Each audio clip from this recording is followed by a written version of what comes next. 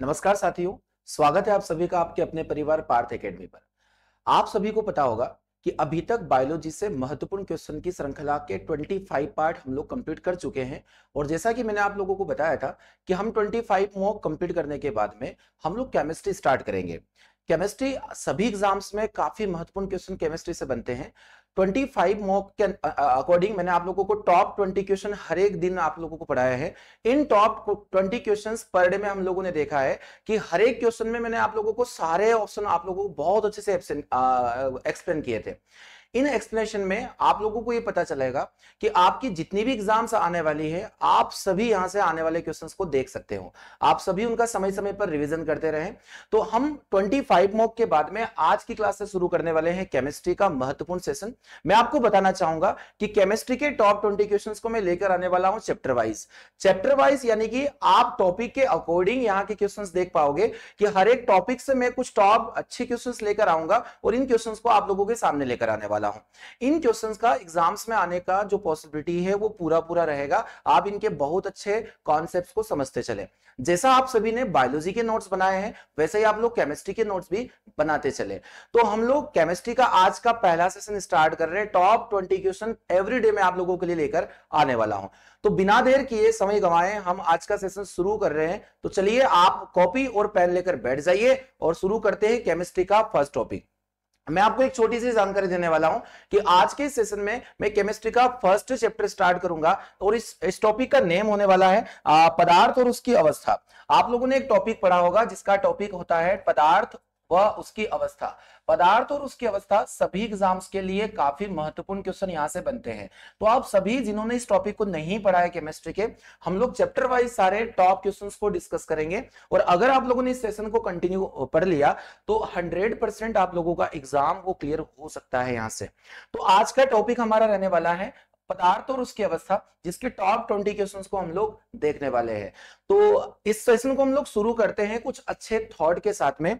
तो यहां हम लोग पढ़ने वाले हैं, देखिए कुछ अच्छी बातें आप लोगों के लिए कि जीवन में अगर सफल होना है तो इन 5 बातों को हम लोगों को दिमाग से पूरी तरीके से निकाल देना है। कौन कौन सी ऐसी बातें हैं जिन्हें हम लोगों को एक्सेप्ट नहीं करना चाहिए। नंबर 1, अगर ऐसा थिंक आ रहा है आपके अंदर कि मुझसे ये नहीं होगा, देखिए ये जो विचार है ना मुझसे नहीं होगा, अगर हम लोगों ने ऐसा सोच लिया तो जो काम हम कर सकते हैं वो काम भी हम लोग नहीं कर पाते।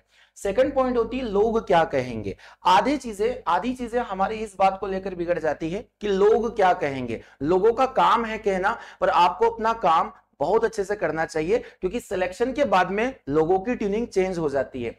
तीसरी बात कि मेरा मूड नहीं है। देखिए पढ़ने को लेकर मूड नहीं होना एक यहां पर देखा जाता है कि एक सफलता का असफलता का प्रमुख कारण माना जाता है।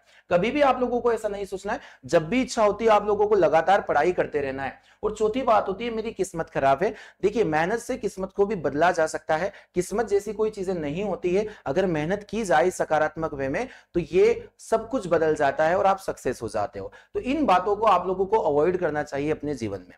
तो शुरू करते हैं टॉप 20 क्वेश्चंस की श्रृंखला को। केमिस्ट्री का पहला क्लास हम लोग आज से पढ़ेंगे।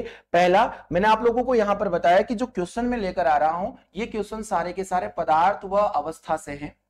आप सभी ने इस टॉपिक को पढ़ा है, स्मॉल क्लासेस में भी पढ़ा है और ये सभी एग्जाम्स में भी पूछा जाने वाला टॉपिक होता है। मैटर एंड देयर स्टेजेस यहां पर पूछा जाता है। अब अगर हम लोग देखें तो आप सभी ने इस चैप्टर में ठोस द्रव गैस को बहुत अच्छे से पढ़ा है, ठोस द्रव गैस को बहुत अच्छे से पढ़ा है, सॉलिड लिक्विड और गैसेस।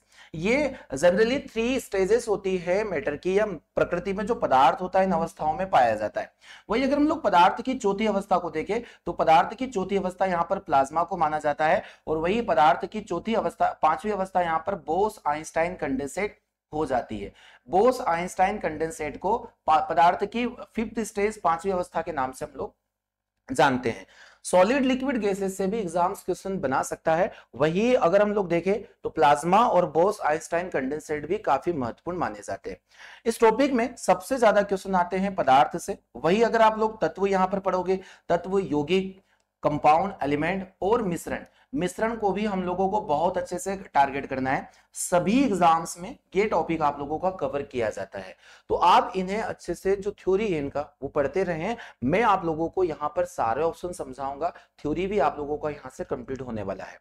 तो इस सेशन का पहला क्वेश्चन मैं शुरू कर रहा हूं और पहला क्वेश्चन आप लोगों के लिए काफी महत्वपूर्ण है। यहां पर क्वेश्चन दिया गया है दूध क्या है, मिल्क क्या है।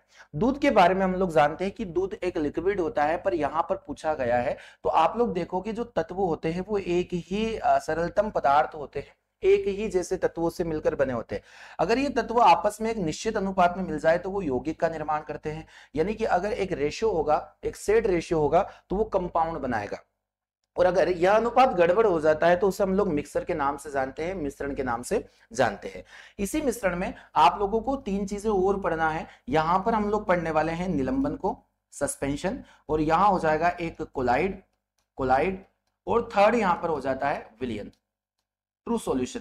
ये तीन बातें आप लोगों को बहुत अच्छे से समझना है। और कोलाइड से लेकर भी सभी एग्जाम्स, स्पेशली अगर रेलवे की बात करें, एसएससी की बात करें, यहाँ बहुत ज्यादा क्वेश्चन पूछे जाते हैं। तो ये जो क्वेश्चन यहाँ पर दिया गया है ये कोलाइड से रिलेटेड एक क्वेश्चन है कि दूध क्या है। आप सभी ने पढ़ा होगा कि जब दो पदार्थों को हम लोग आपस में मिश्रण करते हैं यानी कोलाइड बनाते हैं तो द्रव में द्रव का मिश्रण, लिक्विड इन लिक्विड, यानी कि liquid disperse in liquid, liquid में जब लिक्विड घुल जाता है तो उस कोलाइड का नाम बनता है पायस। क्या बनता है? पायस बनता है। इसे हम लोग इमल्सन के नाम से जानते हैं, इमल्सन के नाम से भी जानते हैं। और ये इमल्सन एक प्रकार का कोलाइड का प्रकार है, पायस एक प्रकार का कोलाइड, अगर हम लोग देखें तो ये कोलाइड का एक टाइप माना जाता है। तो दूध एक इमल्सन होता है, दूध एक पायस होता है। इस बात को आप लोगों को बहुत अच्छे से समझना है, काफी इंपॉर्टेंट क्वेश्चन माना जाएगा। क्वेश्चन नंबर 2 को हम लोग डिस्कस करने वाले हैं। क्वेश्चन नंबर 2 आप ध्यान से देखें, मैं हर एक ऑप्शन को टारगेट करूंगा आपके लिए, आप लोगों को ध्यानपूर्वक देखना है सेशन को और नोट्स बनाना है बहुत अच्छे से। हम लोगों ने क्वेश्चन नंबर फर्स्ट में देखा कि दूध एक पायस होता है, एक प्रकार का कोलाइड होता है। सेकंड नंबर क्वेश्चन हमारे सामने है कि इनमें से कौन सा एक अक्रिय गैस नहीं है। आप सभी को यह पता होगा कि हमारे वायुमंडल में बहुत सारी गैसें प्रेजेंट होती है। इन गैसों में एक समूह होता है और इन समूह को हम लोग अक्रिय गैस का समूह के नाम से जानते हैं। अक्रिय गैस समूह यानी इनर्ट गैस, इनर्ट गैस। अब ये इनर्ट गैस क्या होती है तो मैं आपको बताना चाहूंगा। इन्हें हम लोग हमारे पीरियोडिक टेबल में आवर्त सारणी केमिस्ट्री का काफी महत्वपूर्ण क्वेश्चन है जिसे हम लोग आगे अभी पढ़ेंगे। तो इस आवर्त सारणी में अगर हम लोग ध्यान से देखें तो एक ग्रुप होता है जिसे हम लोग कहते हैं समूह नंबर 18। समूह नंबर 18 में या ग्रुप नंबर 18 के अंदर हम लोगों ने सारी इन्हें इनर्ट गैसेस को या अक्रिय गैसों को शामिल किया गया। अक्रिय गैस इन्हें इसलिए कहा जाता है कि ये अक्रियाशील होती है, ये बॉन्डिंग नहीं करती, यानी ये गैसें बंध नहीं बनाती, रासायनिक बंधन में ये भाग नहीं लेती, इसलिए इसे हम लोग अक्रिय गैस के नाम से भी जानते हैं। इसमें आप लोग प्रमुख रूप से हीलियम को ले सकते हैं, नियॉन को ले सकते हैं, आर्गन को ले सकते हैं, जिनॉन को ले सकते हैं, क्रिप्टॉन को ले सकते हैं और रेडॉन को ले सकते हैं।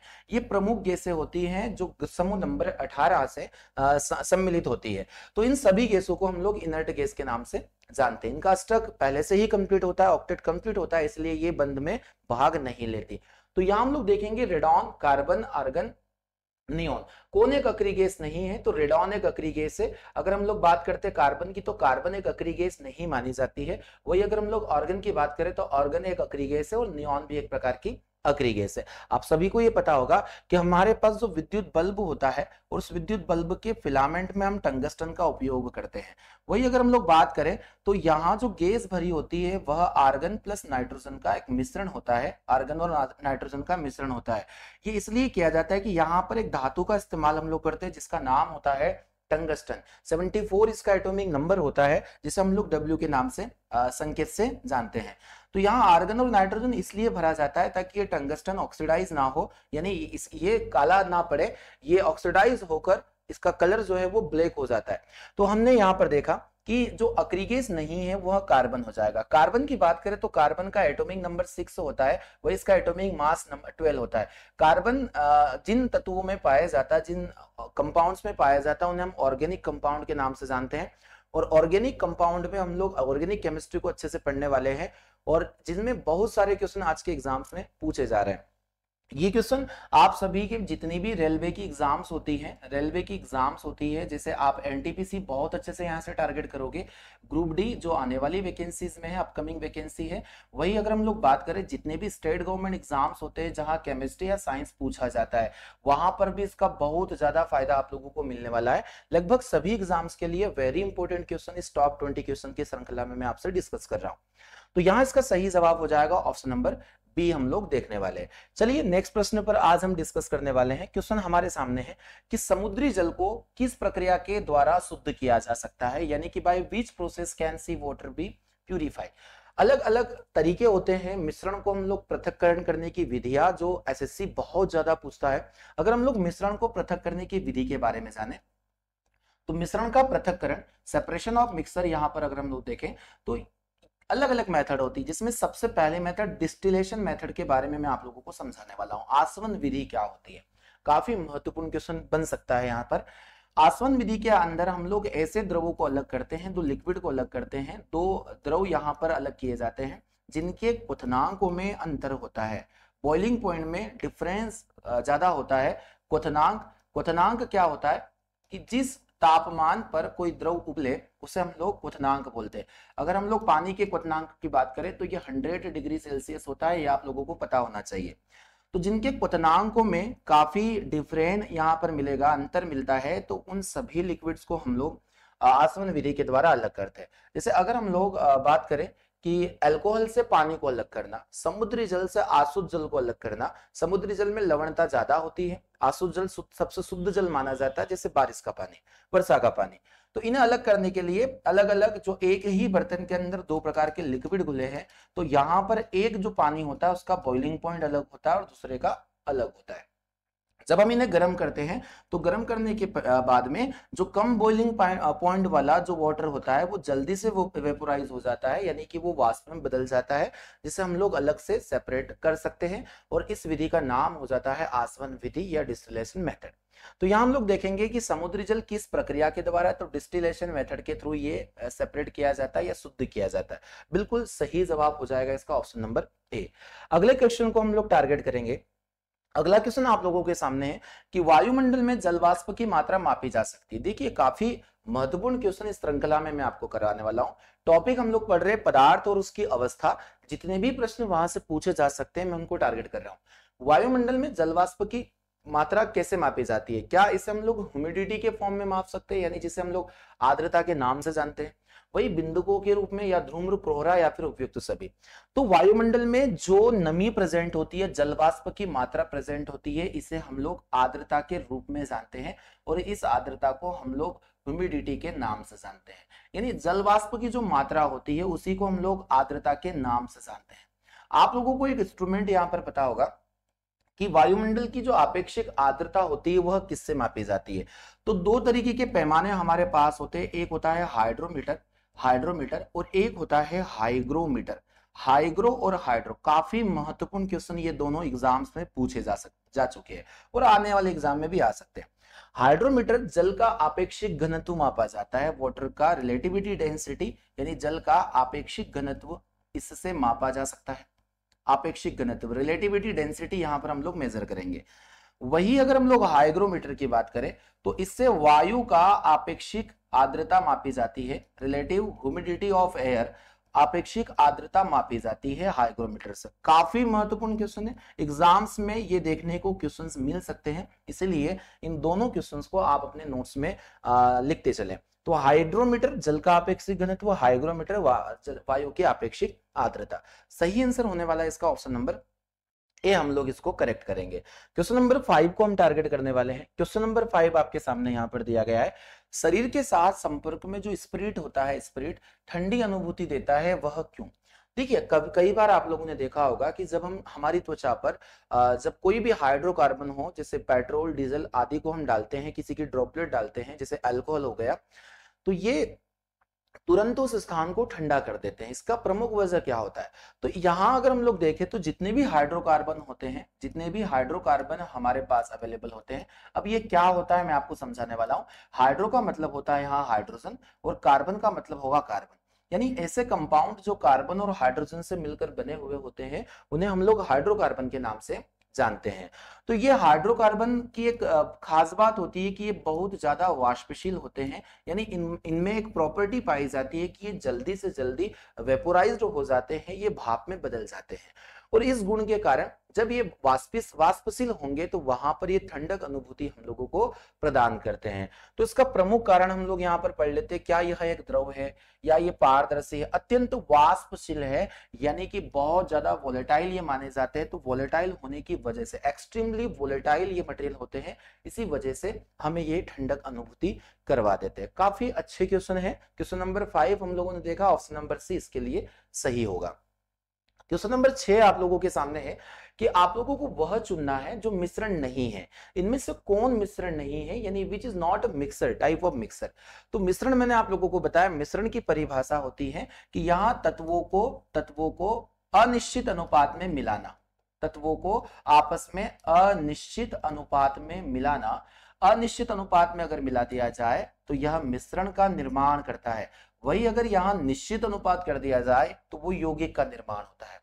मिश्रण में जो कंपोजिशन होता है, कंस्टिट्यूएंट कंपोनेंट होते हैं, वो अलग अलग प्रकार के हो सकते हैं, ये इनका मात्रा निश्चित नहीं होता। तो यहां देखेंगे क्या वायु एक मिश्रण नहीं है, तो वायु तो यहां पर एक मिश्रण माना जाता है, गैसों का मिश्रण होता है वायु। फिर हम लोग बात करते हैं गैसोलीन। तो गैसोलीन भी एक टाइप का यहाँ पर क्या होता है, मिश्रण ही होता है। एलपीजी, प्रोपेन और ब्यूटेन अगर हम लोग देखें यहाँ पर, तो एलपीजी में प्रोपेन प्लस ब्यूटेन यहाँ पर अवेलेबल होता है। मुख्य गैस इसकी ब्यूटेन को माना जाता है, तो ये भी अवेलेबल होगा। और अगर हम लोग बात करें डिस्टिल्ड वाटर की, तो पानी हमेशा आप लोगों को ध्यान रखना है कि पानी H2O एक प्रकार का यौगिक माना जाता है, यह मिश्रण नहीं होगा। वही एग्जाम्स काफी क्वेश्चन इसके पूछे जाएंगे। ब्यूटेन का फार्मूला आप लोगों से हर बार पूछा जाता है, C4H10 किसका फार्मूला है, तो ये ब्यूटेन का फार्मूला होता है। सिगरेट लाइटर में कौन सी गैस पाई जाती है, तो ब्यूटेन पाई जाती है। वही एलपीजी जो लिक्विफाइड पेट्रोलियम गैस हमारे घर में होता है, एलपीजी सिलेंडर, उसमें मुख्य गैस के रूप में आप लोगों को ब्यूटेन देखने को मिलती है। तो यहां से इतनी जानकारी आप लोगों को समझ में आ गई होगी। ऑप्शन नंबर डी इसका करेक्ट होगा। क्वेश्चन नंबर 7 को हम लोग देखने वाले हैं। क्वेश्चन नंबर 7 आप लोगों के सामने है कि अल्कोहल जल मिश्रण से जल को अलग किया जा सकता है। देखिए मैंने आप लोगों को अभी बताया है कि अगर दो प्रकार के लिक्विड है मिश्रण में और उन दोनों प्रकार के लिक्विड को सेपरेट करना है, अलग अलग करना है, तो उसके लिए आप लोगों को कौन सी विधि अपनानी पड़ेगी। तो आपने प्रीवियस क्वेश्चन में उसको टारगेट किया है आसवन विधि। आसवन विधि में मैंने आपको एक बार फिर में बताना चाहूंगा कि इस विधि के अंतर्गत हम लोग दो भिन्न क्वथनांक जिनका जो मेल्टिंग बॉइलिंग पॉइंट होता है अलग अलग होता है, तो भिन्न भिन्न क्वथनांक के द्रवों को हम लोग अलग करते हैं, इन्हें हम लोग गर्म करते हैं इनके बॉइलिंग तक। तो जिनका बॉइलिंग कम होता है वो जल्दी से वेपोराइज हो जाता है, उसे हम लोग वहां से अलग कर लेते हैं। यहाँ दो विधियों का इस्तेमाल होता है कि आसवन विधि में किन दो विधियों का इस्तेमाल होता है। तो सबसे पहले हम लोग इनको क्या करवाएंगे, वाष्पीकरण करवाएंगे, गर्म करके वाष्पीकरण वेपोराइजेशन होता है। वही सेकंड नंबर पर यहाँ पर एक प्रोसेस होती है जिसका नाम होता है संघनन यानी कंडेंसेशन। यानी वेपोराइजेशन और कंडेंसेशन, ये दो मेथड यहाँ पर यूज होती है। काफी बार ये सेम क्वेश्चन एग्जाम्स में यहाँ से पूछा जा चुका है। देखिए इतना अच्छा कंटेंट हम आप लोगों के लिए लेकर आ रहे हैं। टॉप 20 क्वेश्चंस मैंने इसका नाम दिया है। टॉप 20 क्वेश्चन इसलिए हैं कि इसके हर एक ऑप्शन आपके एग्जाम्स में देखने को मिलेंगे। हम लोग यहां से इतना दावा कर सकते हैं कि ये 20 क्वेश्चन अगर आप कंप्लीट करते हैं, आपका एग्जाम्स क्लियर होना ही है, क्योंकि केमिस्ट्री सभी बच्चों के लिए एक बहुत बड़ा प्रॉब्लमेटिक सब्जेक्ट माना जाता है जो समझ में नहीं आता है। तो आप हमारे साथ बने रहिए, हम जितना बोलते हैं आप लोगों को उतना करना है। नोट्स बनाइए, प्रॉपर रिवीजन कीजिए। तो अगला क्वेश्चन हम लोग देखेंगे, इसका सही आंसर आसवन होने वाला है बाय डिस्टिलेशन, यानी कि ऑप्शन नंबर सी। चलिए, तो ऊर्ध्वपातन विधि क्या होती है, तो आप लोगों को यहां पर ध्यान रखना है। हम लोगों ने देखा कि जब हम लोग पूजा करते हैं तो कपूर को जलाते हैं, और कपूर जलाते तो आप लोगों ने यहां पर एक बात नोट की होगी, कपूर ठोस फॉर्म में होता है, यह एक सॉलिड फॉर्म वाला मटेरियल होता है, और ये सॉलिड सीधा गर्म होकर यानी कि हीट लेकर सीधा गैस में कन्वर्ट होता है, गैसेस स्टेज में कन्वर्ट होगा। यानी कि यहाँ जो ऊर्ध्वपातन, जिसे हम लोग सब्लिमेशन के नाम से जानते हैं, इसमें क्या होगा कि कुछ पदार्थ जो उष्मा ग्रहण करते हैं ठोस से सीधा गैस में बदल जाते हैं बिना द्रव में बदले। तो इस प्रक्रिया को हम लोग सब्लिमेशन के नाम से जानेंगे। आपको कमेंट बॉक्स में किन किन पदार्थों में यह प्रक्रिया पाई जाती है कि ऊर्ध्वपातन पाया जाता है, कमेंट बॉक्स में इसका जवाब देना है। अगले क्वेश्चन को आप टारगेट कीजिए। अगला क्वेश्चन आप लोगों के सामने है, पूछा गया है कि यहां पूछा गया है कि dry ice in the solid form of, शुष्क बर्फ का नाम आप सभी ने सुना होगा। काफी महत्वपूर्ण क्वेश्चन पहली श्रृंखला में मैंने आप लोगों को दिया है। ड्राई आइस शुष्क बर्फ क्या होता है? तो शुष्क बर्फ आज आप इसको नोट्स में लिख लेना, क्योंकि एग्जाम्स में काफी बार ये पूछा जा चुका है और पूछा जाएगा। शुष्क बर्फ क्या है तो आपको मैं समझाने वाला हूं। हम लोग देखते हैं कि ठोस कार्बन डाइऑक्साइड को ड्राई आइस के नाम से जानते हैं। इसका प्रमुख कारण मैं आपको बता देता हूं कि कार्बन डाइऑक्साइड गैस को -78 डिग्री सेल्सियस पर जब ले जाया जाता है तो यह सॉलिड फॉर्म में कन्वर्ट हो जाती है, गैस से भी जम जाती है, जिसे हम लोग डिपोजिशन के नाम से जानते हैं। तो जब इसे -78 डिग्री सेल्सियस के अप्रोक्स रखा जाता है तो यह सॉलिड फॉर्म में आ जाती है, और इसी सॉलिड CO2 को हम लोग ड्राई आइस के नाम से जानेंगे, यानी कि इसके अंदर मॉइस्चर नहीं होता है, यह एक सूखी बर्फ होती है। तो आपको यह ध्यान रखना है कि सूखी बर्फ किसे कहेंगे, शुष्क बर्फ किसे कहेंगे? ठोस कार्बन डाइऑक्साइड को शुष्क बर्फ कहेंगे। सही ऑप्शन हम लोग देखने वाले हैं यहां पर, किसका ठोस रूप होगा? तो यह कार्बन डाइऑक्साइड का ठोस रूप होगा। और मैंने एक्स्ट्रा जानकारी आप लोगों को दी है, कितने डिग्री सेल्सियस पर यह सॉलिड बनेगा? -78 डिग्री सेल्सियस पर। कार्बन डाइऑक्साइड गैस एक भारी गैस मानी जाती है, अग्निशामक यंत्रों में इसका प्रयोग किया जाता है। चलिए अगले क्वेश्चन को हम लोग टारगेट करेंगे। अगला प्रश्न आप लोगों के सामने है कि जल गैस किसका एक संयोजन है? अगर हम लोग देखें कि what is a water gas combination, water gas किस कहा जाता है? अलग अलग प्रकार के जो कंपाउंड पूछे जाते हैं, अलग अलग प्रकार के मिश्रण आप लोगों से पूछे जाते हैं। जैसे इस गैस का एक नाम मैं आपको बताने वाला हूं, एग्जाम्स में इसको इस नाम से पूछा गया है कि भाप अंगार गैस किसे कहते हैं? भाप अंगार गैस किसे कहते हैं? वाटर गैस किसे कहते हैं?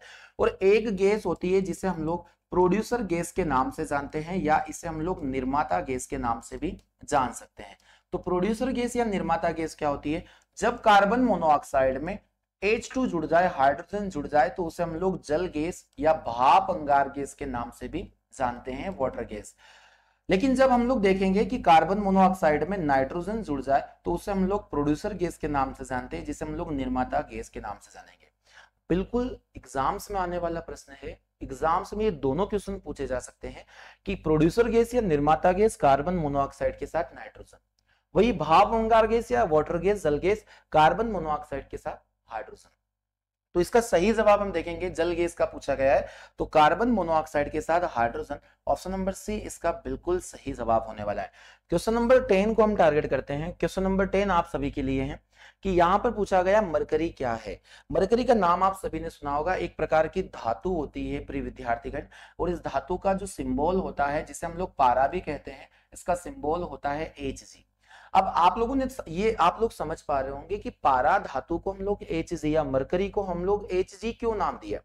तो आप लोगों को मैं बताना चाहूंगा कि जब धातुओं के और अधातुओं के नामकरण किए जाते हैं तो ये नामकरण दो भाषाओं में किए जाते हैं, और ये दो भाषा होती है, इसमें पहली भाषा होती है लैटिन और एक होती है अंग्रेजी, यानी इंग्लिश और लैटिन में इसका नोमेनक्लेचर किया जाता है। तो यहां हम लोग देखेंगे, जैसे आप लोगों ने आयरन को देखा होगा, आयरन जिसे हम लोग लोहा के नाम से जानते हैं, इसका फार्मूला Fe क्यों होता है।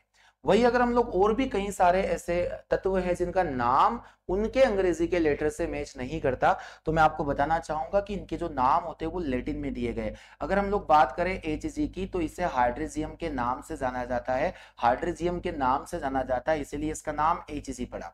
वही अगर आयरन या लोहे की बात करें तो Fe को हम लोग फेरम के नाम से जानते हैं, लैटिन भाषा में आयरन का नाम फेरम होता है, और इसी फेरम से हम लोगों ने कुछ लेटर को लिया और इसको हम लोगों ने Fe बोल दिया।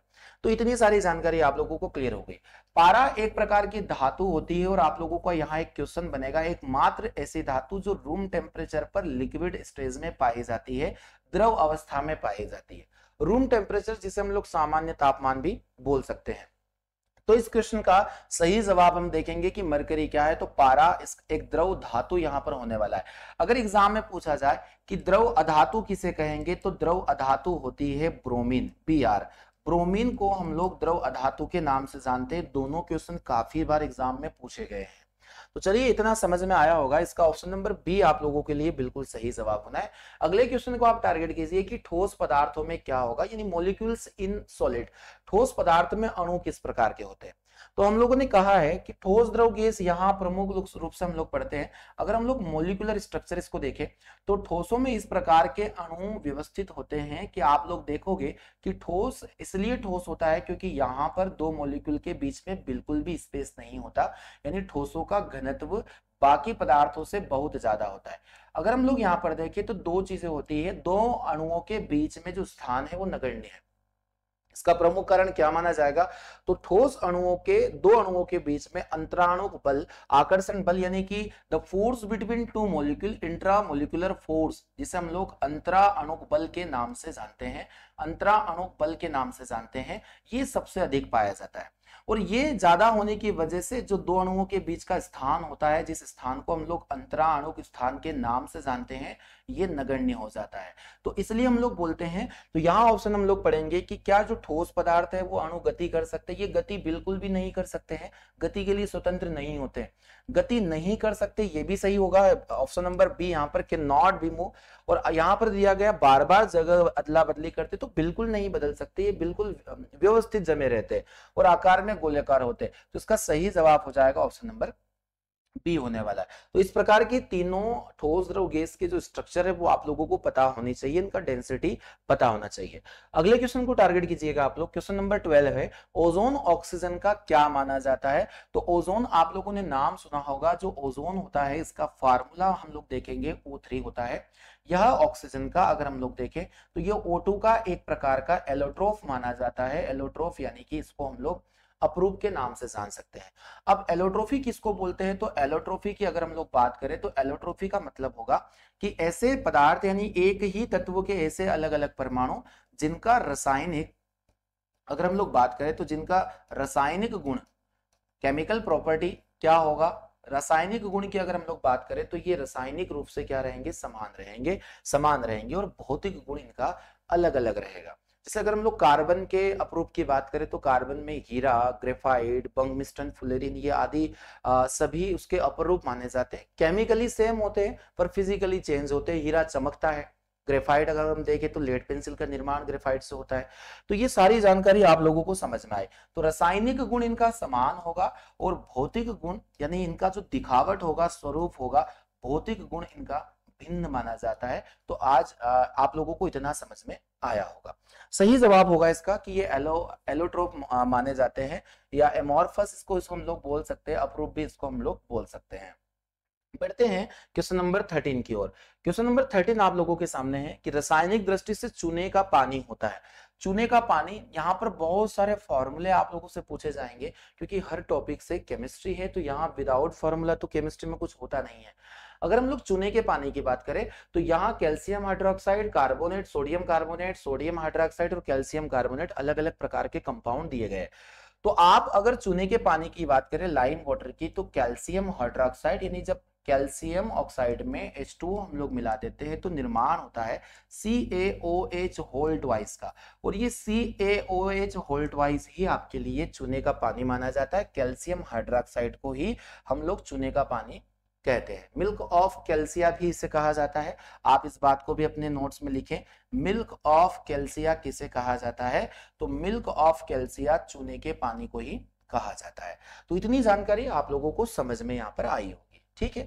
तो अगर हम लोग सोडियम कार्बोनेट को देखें, Na2CO3 आप लोगों ने पढ़ा होगा, Na2CO3 से सोडा क्षार बोलते हैं। इसमें अगर हम लोग 10H2O मिला दें तो ये धावन सोडा बन जाता है, वॉशिंग सोडा।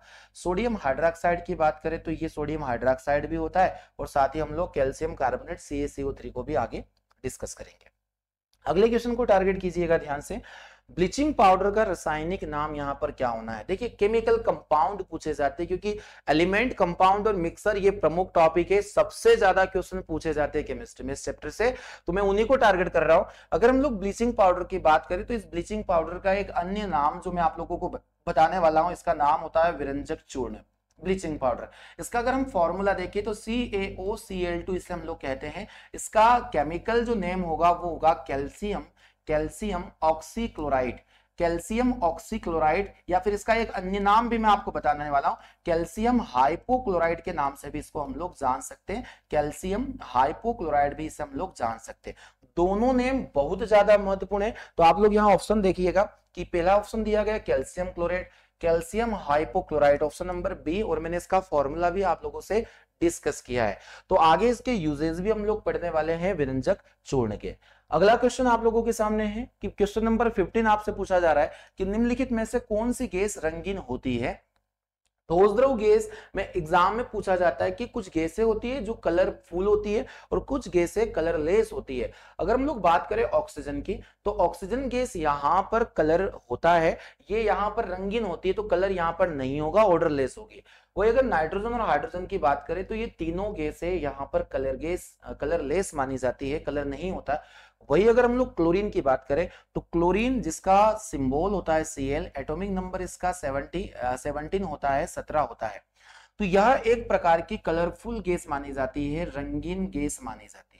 अब इसका कलर कैसा होता है आप लोगों को कमेंट बॉक्स में जाकर जवाब इसका मुझे देना है, और क्लोरीन के क्या क्या उपयोग हम लोग हमारी डेली लाइफ में करते हैं आपको ये भी बताना है। सही आंसर हो जाएगा option number B, question number 15 के लिए। क्वेश्चन नंबर 16 आप ध्यानपूर्वक देखिएगा।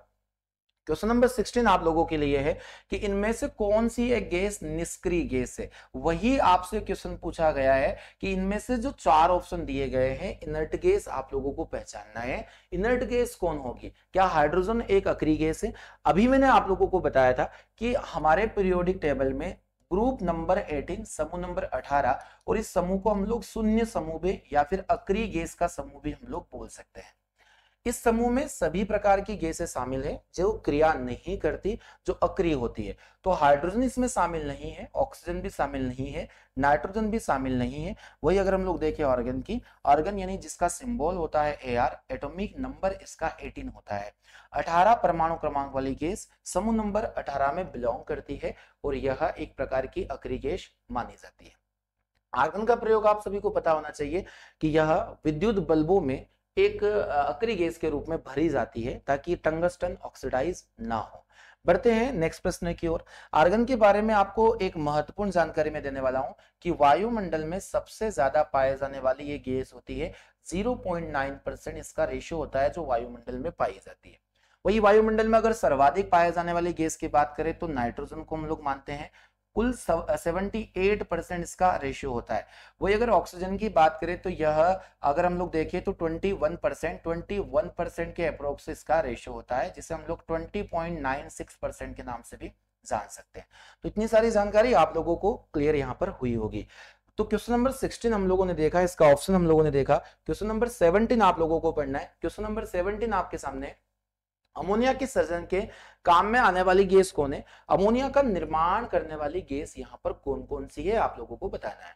तो अगर हम लोग देखें क्रिएशन ऑफ अमोनिया, तो लेब में जब अमोनिया बनाया जाता है, आप सभी को इसका फॉर्मूला पता होना चाहिए कि अमोनिया का फॉर्मूला NH3 होता है। NH3 होता है। अगर हम लोग बात करें अमोनिया की एक शीतल गैस मानी जाती है। वही अमोनिया का जो निर्माण होता है वो होता है हेबर विधि के द्वारा, हेबर मेथड के थ्रू हम लोग अमोनिया को बनाते हैं। इसमें हम लोग क्या करेंगे कि हमें नाइट्रोजन और हाइड्रोजन को लेना होता है, नाइट्रोजन और हाइड्रोजन को यहाँ पर लेना होता है। जब इन दोनों को हम लोग हेबर प्रक्रम में मिलाते हैं तो NH3 का निर्माण होता है। अगर यहाँ पर हम लोग देखें NH3 अगर बनाना है तो यहाँ पर 3H2 हम लेंगे और ये N2 लेंगे। तो आप लोग यहाँ पर देख पा रहे हो कि यहाँ 2NH3 बनेगा। तो यहाँ एक रेशियो पूछा जाता है कि अमोनिया बनाने के लिए नाइट्रोजन और हाइड्रोजन का रेशियो कितना होता है। तो नाइट्रोजन हमारे पास 1 रेशियो के फॉर्म में और वही हाइड्रोजन 3 रेशियो के फॉर्म में। तो इसका सही जवाब होने वाला है 1:3। 1:3 के फॉर्म में हेबर विधि में नाइट्रोजन और हाइड्रोजन को मिलाया जाता है। अगर हाइड्रोजन और नाइट्रोजन पूछे, आप इसको रिवर्स कर दीजिएगा, 3:1 इसका बिल्कुल सही जवाब होने वाला है। तो आप लोग यहां पर देखोगे नाइट्रोजन और हाइड्रोजन, ऑप्शन नंबर डी आप लोगों के लिए बिल्कुल करेक्ट आंसर होने वाला है। देखिए एक शानदार जानदार सेशन में आप लोगों के लिए लेकर आ रहा हूं। काफी मेहनत लगती है ऐसे क्वेश्चन लेकर आने में, और आप लोगों को इन्हें बहुत अच्छे से समझना है। चलिए, तो क्वेश्चन नंबर 17 हम लोगों ने देखा है, option number D. Question number 18 आप लोगों के सामने है, देखिएगा, वायु में विभिन्न गैसों का अनुपात क्या होना चाहिए?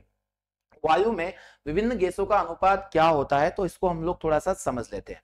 तो हर एक जगह पर अगर हम लोग वायु देखें तो वायु की हम लोग बात कर रहे हैं, और वायु एक प्रकार का मिश्रण माना जाता है, मिश्रण माना जाता है, एक मिक्सर होता है, मिक्सर ऑफ गैसेस को हम लोग एयर बोलते हैं। तो यहां हम लोग देखने वाले हैं कि क्या ये अननोन होता है, जो रेशियो होता है ज्ञात होता है, या फिर ये स्टेबल होता है, स्थिर होता है, या फिर ये अलग अलग जगहों पर अलग अलग देखने को मिल सकता है। देखिए आप ऑप्शन नंबर सी को आप थोड़ा सा देखिएगा कि इसके अंदर वेरिएशंस देखने को मिलेगा डिफरेंस प्लेसेस के अंदर। अलग अलग स्थानों पर वायु का जो रेशियो होता है वो अलग अलग होता है। ऑप्शन नंबर सी में आप बिल्कुल इसको सही जवाब देने वाला हो। यहाँ ऑप्शन नंबर डी तो अलग ही होने वाला है, तो यहाँ सी इसका सही जवाब होगा। कि वायु का जो अनुपात होता है गैसों का वो भिन्न भिन्न स्थानों में भिन्न भिन्न पाया जाता है। इस बात को आप लोगों को ध्यान से समझना है। तो क्वेश्चन नंबर 18 को हम लोगों ने डिस्कस किया। क्वेश्चन नंबर 19 आप लोगों के सामने है। 19 क्वेश्चन को आप टारगेट कीजिएगा कि रासायनिक तौर पर हीरा क्या है, यानी कि जो डायमंड है उसे केमिकली हम लोग क्या मानते हैं। हीरा आप सभी ने नाम सुना होगा। हीरे से लेकर जो सिंपल क्वेश्चन यहाँ पर बनते हैं मैं आपको बताने वाला हूँ कि जो हीरा होता है वो क्या होता है। हीरा प्रकृति का सबसे कठोर पदार्थ माना जाता है, हार्डेस्ट मटेरियल ऑफ नेचर, सबसे कठोर पदार्थ। यह किसका अप्रूव होता है, तो आप लोगों को यह जानकारी होनी चाहिए, यह कार्बन का अप्रूव होता है हीरा। कार्बन का यह अप्रूव होता है हीरा। तो इस बात को भी आप लोगों को बहुत अच्छे से समझ लेना है। तो आप लोगों को ये जानकारी मिली कि जो हीरा है वह कार्बन का अप्रूव है। यहां हम लोग पढ़ लेते हैं कि क्या यह धातु कार्बोनेट का मिश्रण होगा, या ये शुद्ध कार्बन होता है, या रेत का शुद्ध रूप होता है, या कैल्शियम। सही जवाब होगा प्योर कार्बन, यानी कि हीरे को हम लोग शुद्ध कार्बन का एक अप्रूव माने जाते हैं। कार्बन के और भी अप्रूव आप लोगों को पता होना चाहिए, आप लोग नोट्स में लिख दीजिएगा कि कार्बन का अप्रूव होता है हीरा, ग्रेफाइट और बंकमिस्टन फुलरिन। ये 3 अप्रूव माने जाते हैं कार्बन के। चलिए, तो इसी के साथ बढ़ते हैं अगले प्रश्न की ओर। और आज की श्रृंखला का टॉप 20 क्वेश्चन मैं आप लोगों को केमिस्ट्री में पढ़ा रहा हूं। और ये टॉप 20 क्वेश्चन डेफिनेटली एग्जाम्स आपकी बनवाएंगे, ये हम लोग गारंटी ले रहे हैं। आप केवल इनके सभी ऑप्शन को ध्यान से समझते चले। तो इस श्रृंखला का, केमिस्ट्री की पहली श्रृंखला का हम लोग अंतिम क्वेश्चन आज देखने वाले। अंतिम प्रश्न आप सभी के लिए है कि बिजली के बल्ब के अंदर कौन सी गैस होती है। इस प्रकार के क्वेश्चन एग्जाम्स में पूछे जाते हैं। तो आप लोगों ने एक, अगर बल्ब की बात करें तो एक बल्ब को हम लोग देखें तो इस प्रकार का बल्ब में फिलामेंट होता है। और इस फिलामेंट को अगर हम लोग डिस्कस करें तो इस फिलामेंट में यहां पर एक फिलामेंट लगा होता है, इस बल्ब में एक फिलामेंट होता है, और इस फिलामेंट को हम लोग तंतु के नाम से जानते हैं। आप लोगों को यह जानकारी होगी कि यह तंतु टंगस्टन नामक धातु का बना होता है। इसका संकेत होता है डब्ल्यू। डब्ल्यू क्यों होता है, क्योंकि लैटिन भाषा में इसे वुल्फ्रम के नाम से जानते हैं टंगस्टन को, इसलिए इसका संकेत हम लोग डब्ल्यू देखते हैं। एटॉमिक नंबर इसका 74 होता है हमारी पीरियोडिक टेबल में, 74। वही अगर हम लोग देखें तो ये टंगस्टन जो होगा, यहाँ पर एक गैस, जो गैसें भरी जाती है और यहाँ गैस भरी जाती है आर्गन और नाइट्रोजन का मिश्रण। ये इसलिए भरी जाती है ताकि जो टंगस्टन होगा वो ऑक्सीकृत ना हो। इस बात को आप लोगों को अपने नोट्स में इंक्लूड करना है, ऑक्सीडाइज होने से बचाने के लिए। कई बार आपने देखा होगा कि बल्ब का यह फिलामेंट काला पड़ जाता है क्योंकि यह ऑक्सीडाइज हो जाता है और फिर यह हमें प्रकाश नहीं देगा। तो एग्जाम में ये क्वेश्चन पूछा जा सकता है। तो सही आंसर इसका हम लोग देखने वाले हैं। तो यहाँ पर कौन सी गैस भरी होती है, ऑर्गन अगर होता तो वो सही होता, पर साथ ही साथ हमें नाइट्रोजन को भी लेना है। नाइट्रोजन एक प्रकार की प्रिजर्वेटिव गैस मानी जाती है। यह पदार्थों को लंबे समय तक खराब होने से बचाती है। एक क्वेश्चन यहाँ से बन सकता है, चिप्स के पैकेट में कौन सी गैस भरी जाती है। तो चिप्स के पैकेट में नाइट्रोजन गैस को भरते हैं हम लोग। जब एक चिप्स का पैकेट खरीदते हैं तो उसमें ढेर सारी एयर भरी होती है और उसमें नाइट्रोजन गैस प्रमुख होती है। Nitrogen is a type of preservative gas. ये लंबे समय तक पदार्थों को खराब होने से बचा सकती है। तो चलिए, आज के 20 क्वेश्चन। आज आपको एक छोटा सा कमेंट करना है। हम लोग जो श्रृंखला कंटिन्यू कर रहे हैं वो आपको कैसी लग रही है, इस बात को भी आप लोगों को कमेंट बॉक्स में लिख कर देना है। आपको अच्छे कमेंट करना है। आप लोगों ये बताइएगा कि टॉप 20 क्वेश्चंस में जो लेकर आ रहा हूं आप लोगों के लिए, ये आप लोगों के लिए कितना हेल्पफुल है। आज जरूर कमेंट करना है। आप सभी को अभी जस्ट कमेंट बॉक्स में जाकर इस कमेंट को करना है कि आपको ये श्रृंखला कैसी लग रही है। तो वही हम लोग अंतिम प्रश्न में आप लोगों के लिए लेकर आ रहा हूं, जिसका कमेंट बॉक्स में आपको जवाब मुझे देना है। अगला क्वेश्चन आप लोगों के लिए है होमवर्क में कि परम शून्य ताप क्या होता है। What is about the absolute zero temperature.